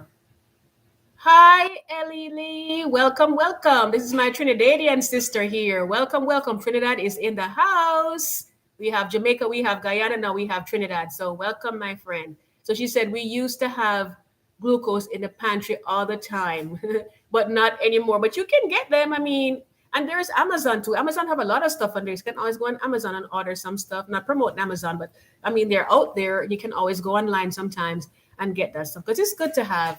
And like I said, especially if you have people in your house that are maybe diabetic or something like that, you want to make sure that you have it so the person's blood sugar goes down, and you can always have something to kind of like get it up very quickly. I haven't seen it in decades, Marlene. This is the first time The I've seen it. glucose, Yeah, I haven't they seen it in have them. They have decades. them. Yeah, you just have to, because sometimes you have to ask. Sometimes it's there, but if it's a bigger store, then you might not see it there. Sometimes they may not have it though, but just ask, and sometimes they'll have it to give it to you. So Neil says I have it before I have my sprints. Yeah, so like when you're gonna run, you're gonna do a race or just running around for exercise or whatever. Sometimes you'll have that before you have a sprint, and that's the next thing to go. When we had sports day, like we have our different teams growing up, and we would compete at our sports day in the springtime. They always had glucose on hand because like if somebody like fainted or something or wasn't feeling, like the blood sugar went really low, then they would have it available to give them in some water so they can kind of like, I mean, I guess that probably was the older version to things like Gatorade, because Gatorade, that's typically what they give you now. It has all of those other ions, minerals and stuff that's dissolved in there, a little sugar and all of that to help to bring you back up. But back in those days, it was glucose and water, and it worked like a charm. It was perfect for everyone. So that's something that we had there. So let me see now. So um Mandel is shot me out. She says, "Don't forget to like the live." So that's a thumbs up, and I thank you for those of you who have done it so far. You could just slide off the chat to the slide. You click on the thumbs up, and then it will be there. So I do appreciate that, Mandel. And we have some of these ladies on here that have YouTube channels. I did mention my sisters earlier. It's in the chat if you wanted to, give her some support there. Andrea's Kidney Transplant Life. But we also have just Ellie Lay. She's from Trinidad, and she does like shopping tours. She does some nice cooking. Ellie, I still haven't done your how you did your chickpeas. We talked about chickpeas earlier. I think that's probably one of the best ones I've seen, and the way you did it, I really like it. So I'm gonna have to go back to your channel again and take a look and get that recipe. I'm gonna write it down so I have it and I can always make it whenever I'm ready. And that's the next thing again too. I guess it's time for a little housekeeping as well, because I have noticed myself. I've subscribed to a couple of channels, quite a few of them. I watch from time to time. And I noticed, and you can tell me fellow creators on here, like Mondale from Johnson Home Decor. She does beautiful decorations at her house, along with her husband as well. He's very good at doing, handy like my husband. They do a lot of home repairs and stuff. They're really good at it. And who else do we have on here? In case I forget. Oh, Lorna. How could I forget Lorna? Lorna does decor as well, too. But I've noticed that some of the channels, when I go back, I'm not seeing that the notification bell is selected for all. I don't know why that is happening, because I know that I have all. When you tap subscribe and you go to this notification bell, if you tap all, it should be black. It turned black. It used to be, I think, red in the past. But if it's black, that means it's all. It doesn't mean that you're going to have to watch every video that the person puts out. It just means that it will be suggested to you. Not always, but it's more likely to get suggested to you, that you will see what they're doing. If you ignore them and you haven't watched them for a while, and they probably will just not let you know anyway. But I've noticed that they're on the white one, which says personalized, and I've had to go in and I have to change them myself back to. I'm not sure if it's a glitch that's going on, but I noticed it the last week or week and a half that I've had to go back in. And I know, I'm like, these are my girls. This is a channel I watch. So why is it on personalized and not on all? So check those out and see if you saw that as well too. Yes. Oh, thank you, Lorna. She said thank you. You can tell her thanks yourself. Thank you, Lorna. So she's gonna be doing different dishes that she cooks and stuff like that. And since we are doing a little housekeeping, and don't leave me if you're not a fellow creator, because I'm going right back to the food shortly. Stay with us for a little bit.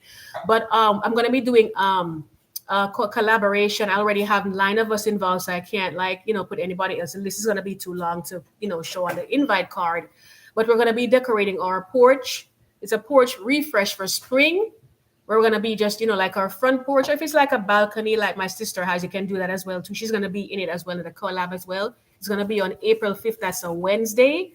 And we're just going to be doing showing how we decorate. I'm going to be planting flowers because that's what I do. I do gardening. But if you're decorating, you can just, put some decorative stuff on your porch, put some furniture out there, that's, nice, furniture like that.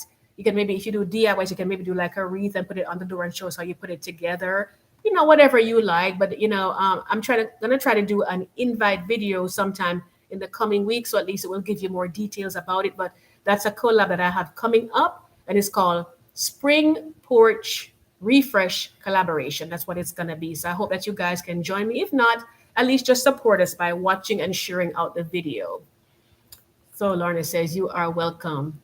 So Bruce Lee says, Neil Price says, glucose was well used for sports day. Yes, absolutely. And Bruce Lee says, yes, I gave our soccer players to help give them quick energy. Yes. Dive for the fish while you wait. Oh, dive for the fish while. No, it's okay. We'll wait though. It takes a while for them to prepare the food, but like I said, it's well worth your wait.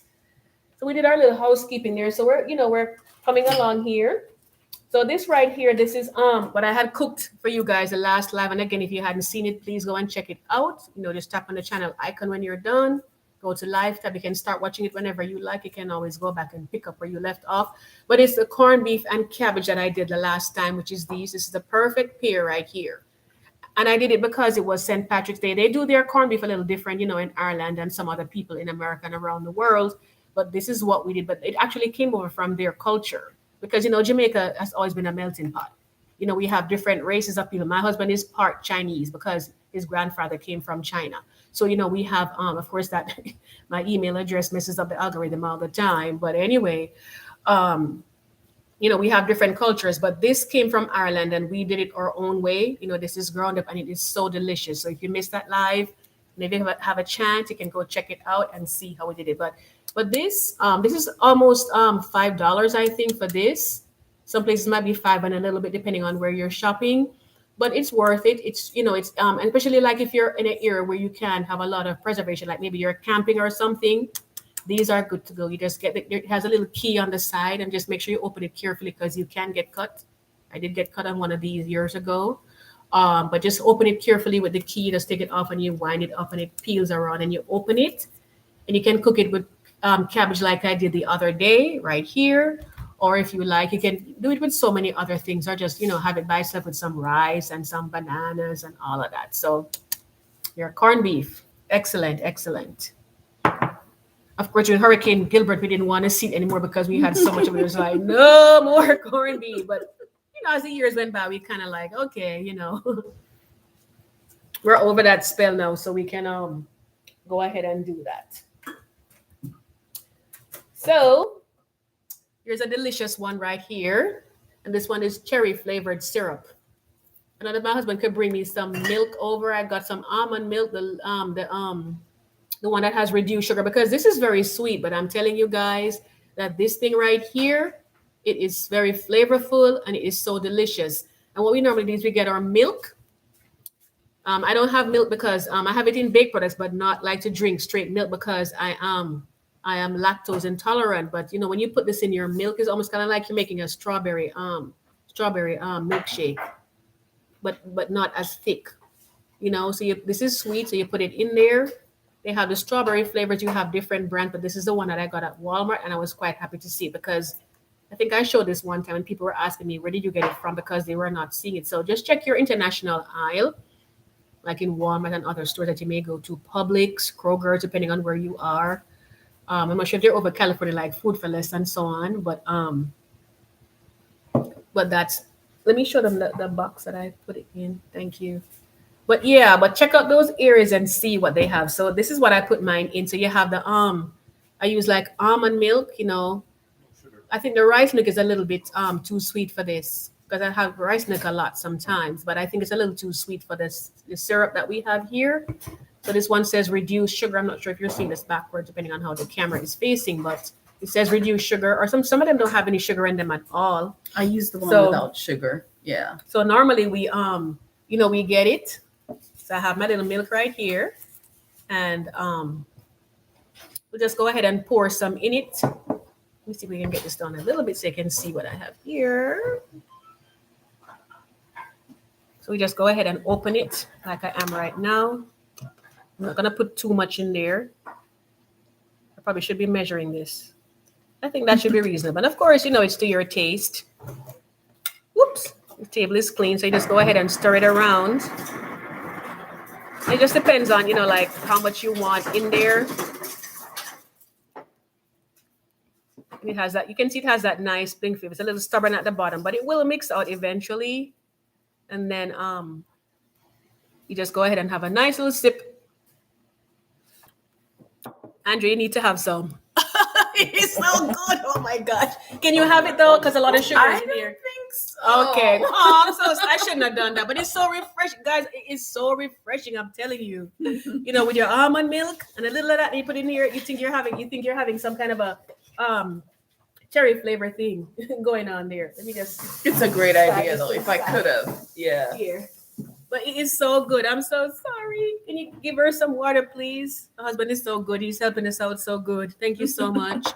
I appreciate you. But yeah, this is so good. So if you used to have it in school, because my mom used to send us to school with that, she would you know, mash up some ice, put in my little thermos when I was, you know, a little girl, like in the second grade, first grade, and so on. She'd crack the ice, you know, put it in my little thermos. And then she'd pour the syrup in there and then pour the milk on top of it. And by the time it was, you know, time for lunch at school, the ice would have melted out enough for it to be cold. They just shake it up. And it is so, I'm telling you guys, very, very refreshing. I love it. It's better than the juice I was having before. I'm not going to lie. Anyway, let's keep going. So we did talk about our jerk chicken before. So this is a big deal right here. And this is our jerk sauce. And there are different brands that you can use, but this is the one that we typically like. My husband says this one is the best one. It is. Yeah. And she, oh my gosh. She does. I mean, my husband can cook good. I can cook good, but yeah, I think I'm probably going to put her at the head of the class on that one because she does a really, really good jerk chicken. I'm telling you. And this is the one that she uses as well too, you know.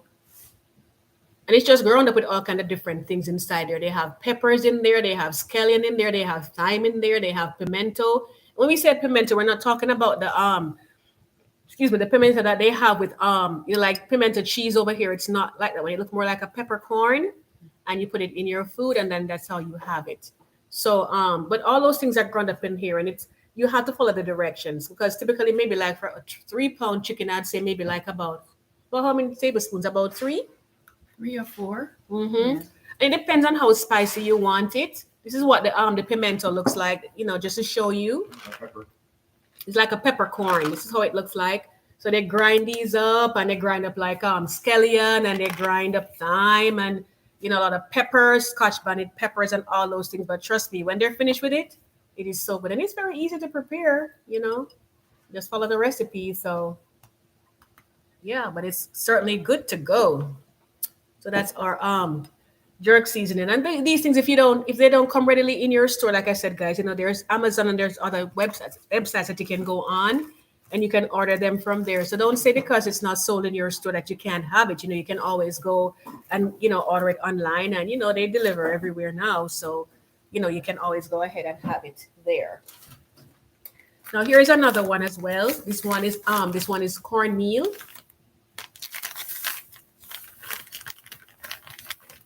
You can see this one right here.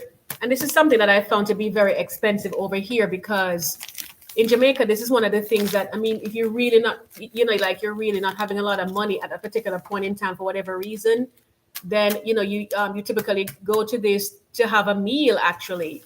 But there, people, we don't look down on it or anything. It's just something that is very versatile. We use it to make cornmeal porridge. We had cornmeal porridge this morning. Like how you have oatmeal porridge, we use this to make cornmeal porridge, and it's very tasty. You put in your vanilla, you could probably do a video on that, because that's something that, kidney transplant patients and just people looking to be healthy can have, or maybe, well, I'll let you do it because I'm not really much of a cooking channel myself, and this might not be the best thing for a live. But anyway, we use it to make porridge. They turn it, it's kind of like grits, but it's a little thicker than grits. It's kind of like thicker in consistency than the grits. You turn it, with hot water, and you put a lot of spices in there, and you have it. And sometimes we even feed like our dogs with it too, and that's not a negativity against it. It's just what we did because it was so inexpensive. And honestly, I think it is better for them when you get the good cornmeal that we have back home, the raw cornmeal that's not processed and all of that, and you cook it for them, and you put like your meat scraps in there. They look very healthy, and you don't have them getting all of these different diseases and stuff. Not to shoot down anybody's dog food or whatever, but I'm just saying, like when they had this and the meat scraps, they did pretty well, as far as, illnesses. This is our Saturday friend right here, one of our Saturday friends. And this is a brand that we have, and I prefer this one, I must say. They call it cock soup. Sometimes you'll see some brands, they may call it hen soup, but it's the same thing.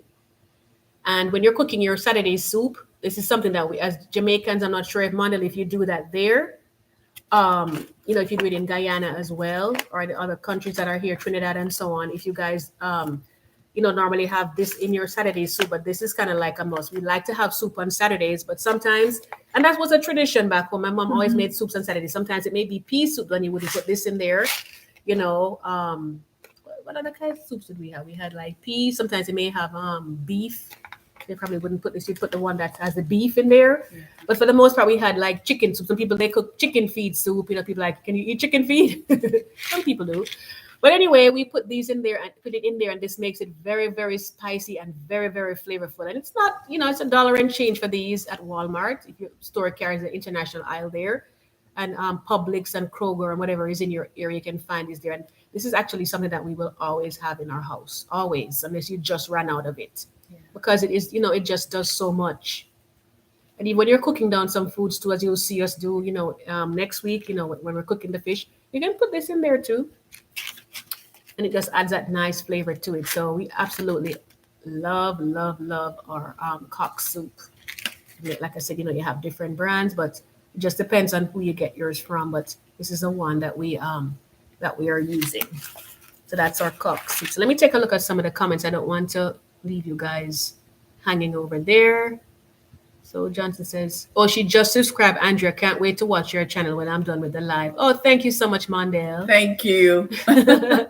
She appreciates you. And Nielsen says, and dumpling. Oh, yes, so dumpling has to go in the soup. And he was talking about the cornmeal, because he used a cornmeal to make cornmeal dumplings too. But you have to put a lot of flour, maybe like, 4 parts flour to, 1 part cornmeal to make your cornmeal dumplings, because it can be overwhelming if you put like half and half. It's going to be too much in there. But just, maybe like about 1/5 of the amount would be your cornmeal in the flour, and you make dumplings. So Lorna says cherry milk. Yes, madam. That's it right there. I'm sorry you can't get some, but you could try some when you get a chance. Just if if you can't have milk, just put your milk and have it in there, and or you can have like, the almond milk like I did. But like I said, if it's gonna be like rice milk or almond milk, don't get the one that has too much sugar in there because it's probably gonna be too sweet for you. So you want to bear that in mind when you're doing it. But sorry, Andrea. It is so good. Oh my goodness. So Lorna, yes, you said cherry milk. So absolutely. So Neil says, Chin says we use cornmeal to make dumplings, porridge, festival. That's another one too. That's kind of like a beignet that they would make in New Orleans, but it's a little heavier. It is oh good. Oh my goodness. Love it, love it, love it. And blue draws. Now why did you go do that? Blue draws, also called dukunu. See this banana right here? We have some green bananas that I showed you earlier that we usually boil these, when they're green and we eat them, starchy like how you'd have like your potatoes. And so, we peel them and you boil them just like a potato and we eat them. But you have to make sure you're buying the proper green bananas. If you buy them at a store that just has them because they're not ripened yet, that's going to be sour, like, limey in your food. So it has to be especially labeled as green bananas. Otherwise, you're going to be like, what is she talking about? It tastes horrible. So it has to be that it's green bananas, labeled green bananas, and then you can boil it. But anyway, the leaf of the banana tree, right, back home, and I saw them in the international store too. They have the leaves over there, and that is what they actually use to when they mix the they call it dukunu, like I said, or like Neil Chin says, blue draws, and they mix it in a kind of like a thick, mixture, and then they pour it into the banana leaf and they tie it. Some people call it tie a leaf to tie a leaf, and they tie it and then they drop it in the hot water. When I tell you, if you get somebody who knows how to cook that, it is absolutely delicious. Mm-hmm. And that kind of is almost like a poor man's food. And it's funny to look over time, how things that were considered as poor people food, that people are going for them now, and it caused the price to go through the roof. Chicken wings were considered to be poor people's food, like years upon years ago, because the aristocrats, they would just have the leg, the thigh, and the breast, and the wings would go to whoever were their helpers or what whoever was helping them out with labor or whatever, and they would cook that part, right? That's the case with chicken wings. That's the case with oxtails and so many other things that are out there. And that's why soul food, like in Louisiana, that's why I said sometimes in some things in the Caribbean islands are similar to the foods that they cook in Louisiana, because they have soul food there, and that's where soul food came from. It was because you got what was left over, or because it's just something you want to try with basically what you had available to you, and they fix it so good, and then it becomes so good, it becomes so popular. No, you can't get wings. I mean, like when it's time for the NFL, that's right? Like when you have Super Bowl coming up, it's like you can't hardly even get wings in the store because it's in short supply. And that used to be poor people's food. That's where it came from. So it just goes to show, But like you said, the blue draws, that's what we use the cornmeal for as well too in Jamaica. So Stacy, or is it Stace? Hello, welcome. So glad to have you. We're just going over all the foods that we enjoy in the Caribbean islands. I'm not sure if you're from the Caribbean or not. I have been on your channel before, and it's absolutely. Who did? Oh, we were just talking about your country. I mean, about your state. Yes, that we eat festival. We use the cornmeal to make it. And it's kind of similar to your beignets, but it's a little heavier, but it's so delicious. I know beignets are a little bit, lighter, like how you have them, it does not weigh as heavily as ours. But I was talking about like soul food that, basically that's where soul food came from, what was available to people. And they kind of like had to make, as you say in Jamaica, turn your hand and make fashion, basically use what you have and make the best of it. And that's what we did. That's what many other cultures did. And then all of a sudden now everybody wants to have it. You know what I mean? Because it's good, And of course they'll try to, change it in different ways to make it their own and, whatever suits your palate kind of thing. Some people don't want it as spicy, depending on what it is, or they pull some things out of it. But that's kind of where it started. And Louisiana have a lot of rice over there too. We have a lot of rice in the Caribbean, as well as some of my friends that are from India that I've known over, the years, from different countries, whether over here or they came from Trinidad, from Trinidad or Tobago, or, just different places like Ellilee's from there. They have a lot of rice there as well too. So basically, that's as far as that one goes. And we're getting down to the wire. So Stacy, if you did want to see some of the things that you missed before, you can always watch a replay afterwards. It will be available so you can catch up on all of these different things that are on here. Nielsen says you all need to do a soul food collaboration. That would be so good. I don't know about that one. It's a thought, but because I'm not really, I mean, I do cooking like on my lives, but I try to do stick to just gardening on my regular channel, not to go too far from that just because that's kind of, how it works sometimes with the algorithm, but we'll see. I don't know. We'll can always tweak it a little bit sometimes. And this is Angostura bitters. I'm not sure if you guys ever used this before. Some people put it in their alcoholic drinks. No, we're not drinkers, but you can put it like in lemonade and some other stuff. It kind of has that bitterness to it, but it adds a little bit of flavor to it. So we'll use this sometimes as well too. So this is Angostura bitters. I'm not sure if you're familiar with it. All right, coming along. Anybody recognize this guy?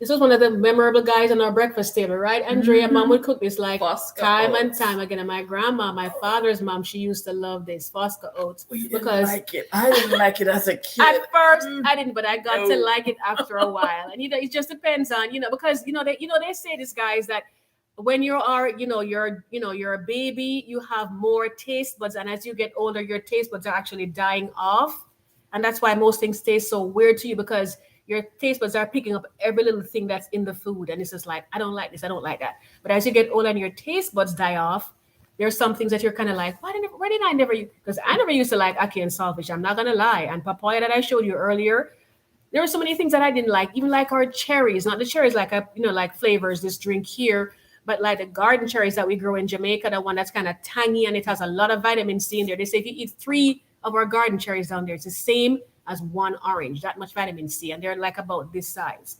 3 of these have the same amount of vitamin C of the cherries that we have down there, and the juice is so good, right?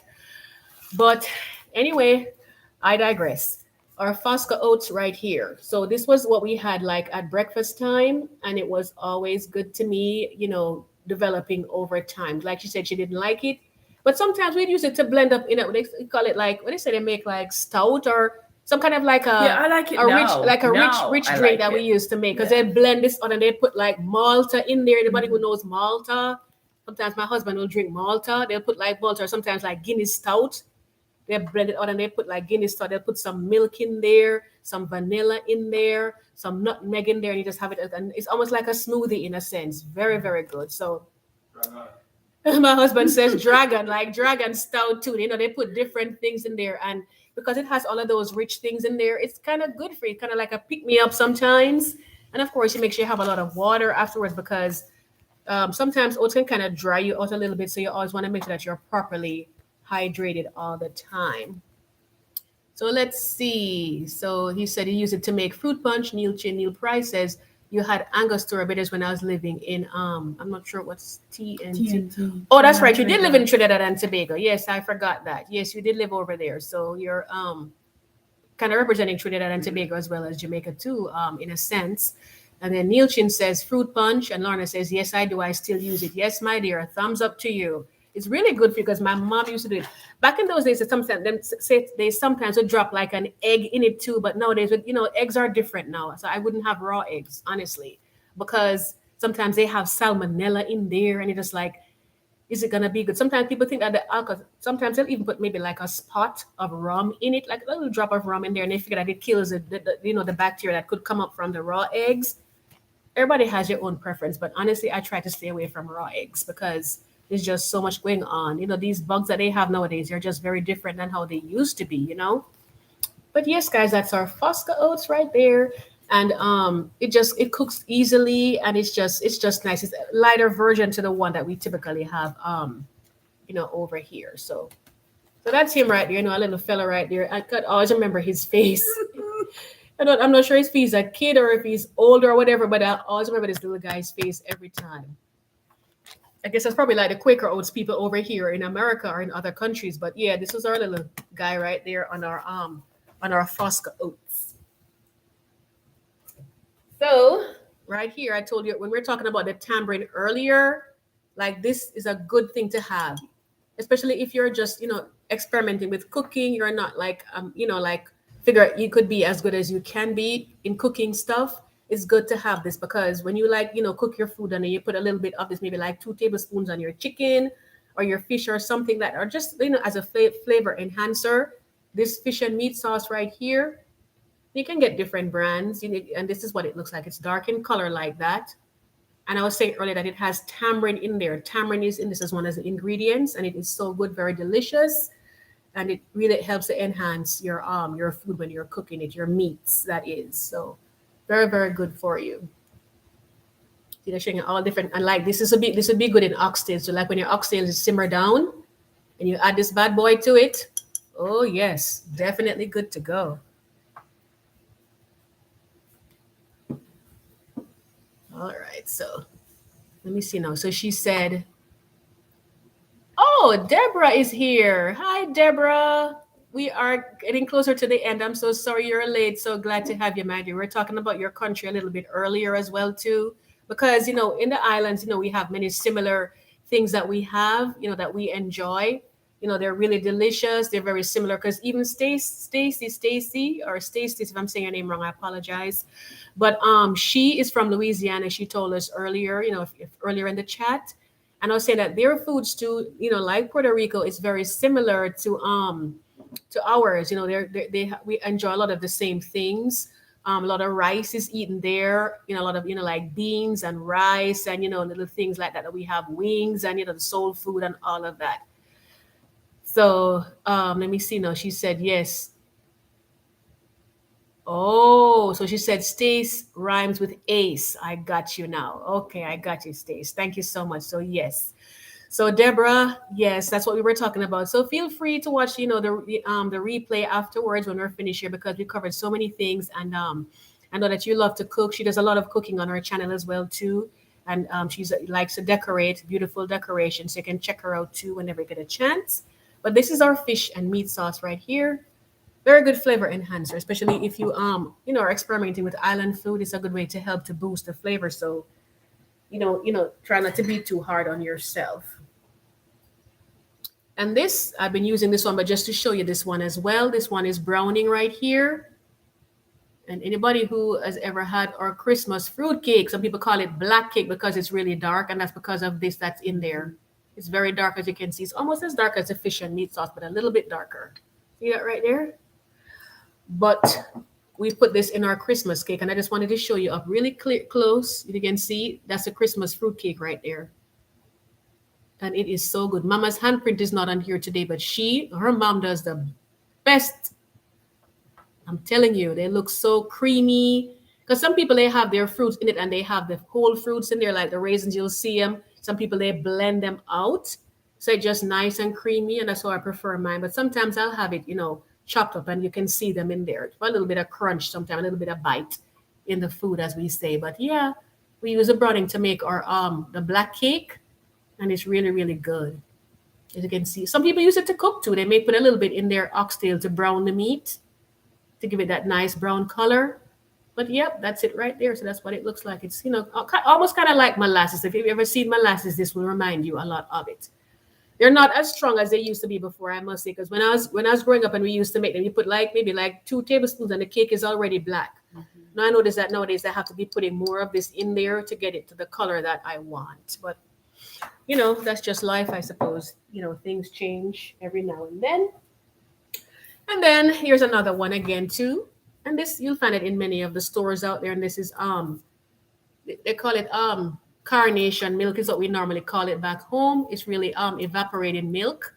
And this is really, really good for when because I see it used a lot like at Thanksgiving time in America, like when people are doing like their sweet potato, different sweet potato recipes that they do, like souffles. What else do they do with it? The pies, of course. They put these in there. Sometimes people are making cheesecake. They may put this in there too.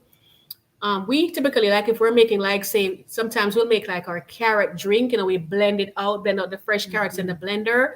And then, or sometimes we'll, boil them just for a little bit and blend it out. And then after we strain it off, we're going to go ahead and add this to it and some condensed milk. And this makes it so rich. You almost think you're having like ice cream sometimes. It is so, so good. But there are many things that they use this for, when you're baking. But and even like coffee too, because Deborah, saw that you were promoting a coffee concentrate that you got recently, like this. This is really good for that. Like if you add this in there, it gives it that nice rich flavor, so you can have it. So that's it right there. Your evaporated milk, very rich and very nice. Yep. So she says, Stay says, is it, no, let me go a little further. I'm sorry. She says, I will. She said, oh, Stay said, sometimes I use an oyster sauce in seafood gumbo. So yeah, so it's very similar because my husband is, like I told you, he's Chinese Jamaican.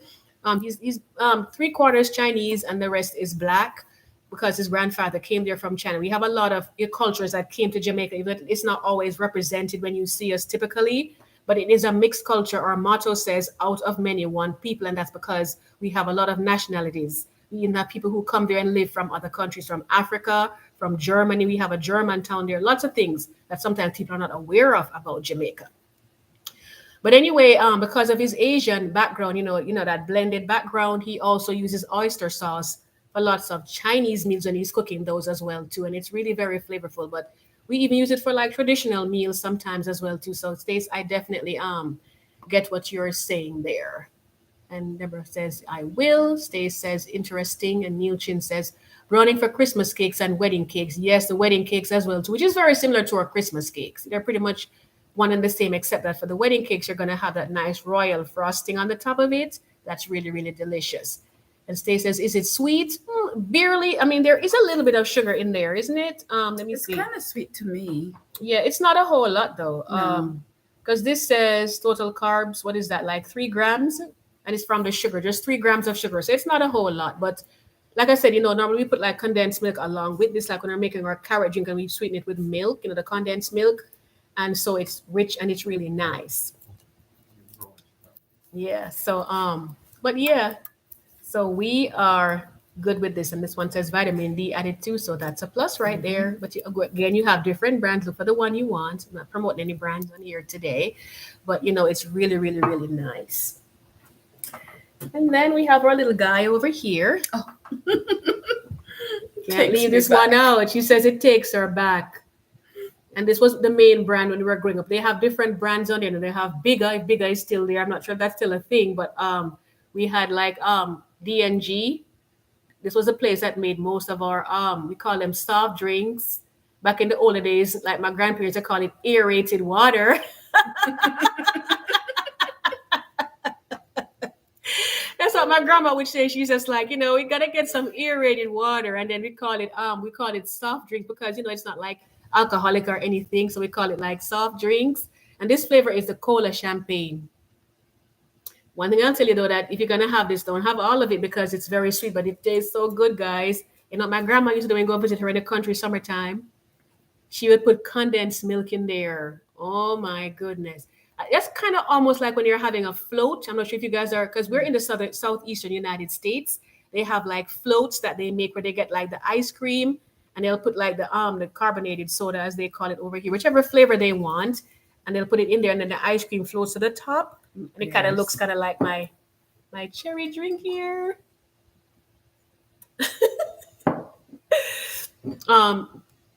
But it looks kind of like that, but you'll see like the ice cream floating on top of it, and that's kind of like what they would use. But anyway, we have different flavors. We have this one, which is a cola champagne. We have cream soda.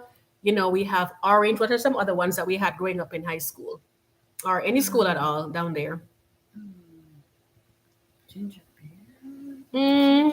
Yeah, they had ginger beer too. We also had like grape. Yeah, grape was some people like the grape soda. Love the grape soda, yeah. I'm trying to think if I remember any other one. You had cream soda, you had grape, you had cola champagne. Once they even had like a red one, a strawberry one, but that one didn't take up very well. I'm not even sure if it was from this company DNG, but pineapple. Yes, my husband said pineapple. Oh, I'm telling you, those were so good. And of course, I don't think they had like cola. Like we probably would just get Pepsi or Coca-Cola for the like for the cola type drinks. But other than that, this was our go-to for our soft drinks or sodas as we call them over here. Oh, so Deborah said I buy those once in a while. Yes. But like I said, you can't have like too much of it because there's a lot of sugar in here. Because this one right now, let me see. See, it says it has 43 grams of sugar. That's a lot to be in one 12-ounce drink. So you may want to have just a half of this, with a lot of ice in there and call it a day, and then enjoy the rest another time. But you have to keep it covered tightly because it will fizz out after a while and you won't have any flavor in there. So guys, those are the items that we covered. I just wanted to quickly go over excuse me, that we have the collaboration coming up. Decorate your front porch. You can do like DIYs, you can plant flowers. It's going to be on April 5th. I need some water now. But I'm going to try to do an invite video this week to send that information out for you. And thank you for subscribing to my sister's channel. She appreciated it. Thank you guys so much for joining us today. It was wonderful. We're going to try to cook for the next live, most likely next week, because I want to give us a break for the weekend of Easter. So we'll do that. And Deborah also has one coming up. April showers bring Mayflowers. So we'll take a look at that as well too. So my voice is going. So I'm going to have to get going. But I certainly appreciate you guys so much for joining us. It's been fun as usual. And, you can always go and watch the replay afterwards if you like. And check out the past ones as well, too. And be sure to subscribe to my channel if you haven't already and give us a thumbs up. So we're saying bye-bye. Thank you so much for joining us. And Deborah said, yes, I can't wait for the collaboration. Yes, we are looking forward to it. He says, have a good night, everyone. And great Neil Chin says, pineapple and grape. So thank you guys all so much. I hope you have a wonderful, wonderful weekend. And I hope to see you in the next video. Take care and have a wonderful evening. Bye, guys. Bye.